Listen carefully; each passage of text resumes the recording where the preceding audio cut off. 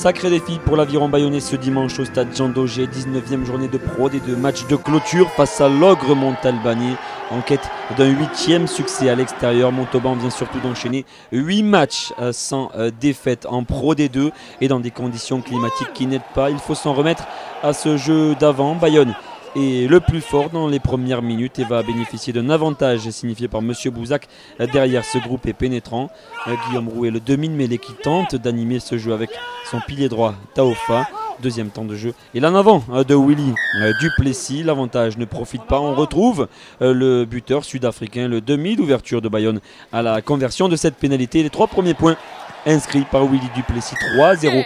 Après 7 minutes de jeu, on retrouve les Bayonnais justement peu avant la demi-heure et sous ses trompes d'eau, c'est la mêlée basque qui renverse tout sur son passage.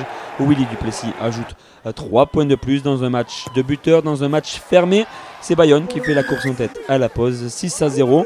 Mais les Bayonnais que l'on va retrouver dès l'entame de la seconde période dans un tout autre registre. Jérôme Bosviel, juste entré en jeu et contré à l'entrée de ses 22 mètres. Les Bayonnais mettent leur jeu en place avec Pablo Ouetté, puissant dans les 22 mètres.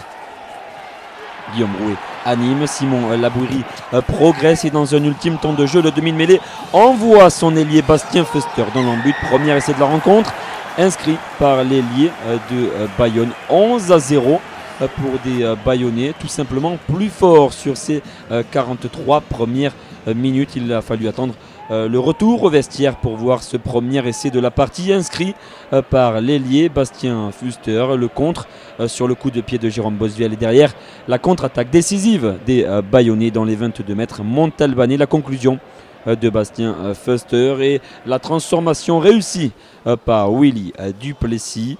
Le premier break de la partie de la part des Bayonnais, 13-0 avec l'aide du poteau et un deuxième essai qui va intervenir dans la foulée peu avant l'heure de jeu. Cette fois on retrouve les Bayonnais à l'entrée des 22 mètres Sapiac, un avantage en cours signifié par monsieur Bouzac. Les Bayonnais qui insistent avec les avants, le fermé choisi par le demi-mêlée Guillaume Rouet et Thibaut Lacroix qui évite de justesse la touche. Derrière le jeu qui se poursuit, longue séquence de jeu initiée par les hommes de Vincent Etcheto, refoulé à son tour, les avants basques qui insiste. Guillaume Rouet, même sens, qui sert encore une fois son deuxième ligne.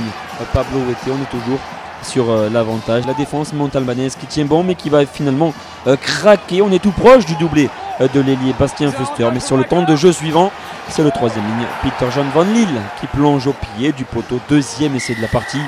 Inscrit par le troisième ligne. Vincent Etcheto exulte sous les trompes d'eau de Jean Daugé. On revoit la tentative première de Bastien Fuster au pied du poteau qui a échoué.